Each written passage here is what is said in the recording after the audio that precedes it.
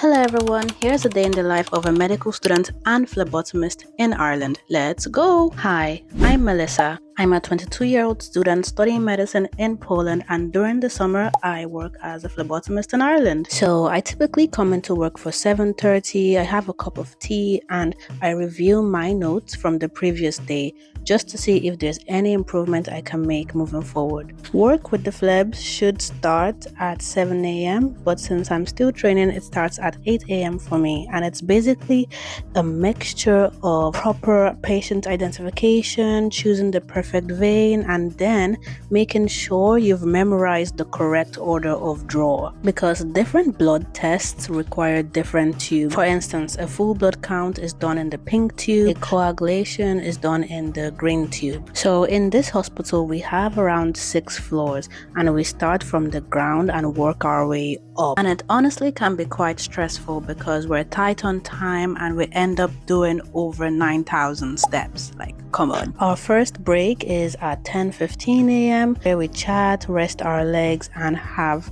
tea. And for me, this is my second tea break. I'm actually obsessed with tea. It's not even funny, guys. At 10:30, we continue with doing ward rounds across all floors of the hospital whilst wheeling around this big, heavy cart trolley thing, which basically has everything we need for a correct blood draw. We're talking tourniquets, cotton wools, wipes, needles, butterfly or straight, you name it. It is quite heavy, but what can you do? Then at 12 p.m. we typically have our lunch. Now, if there's one thing I love about this hospital, it's that they provide free lunches for medical students. Like, can you imagine? How could I possibly miss a day? Come on, guys. So during this lunchtime, I mainly spend my time chatting with the medical students from Ireland, Poland, Romania, Bulgaria, and even Budapest. Like, we have a mixture of people in the hospital, guys. So by 12:30, we are going back in for our final ward round of the day. And at this point, we would have covered the emergency department, gynecology, ICU, and even the stroke units. But not every day is like this.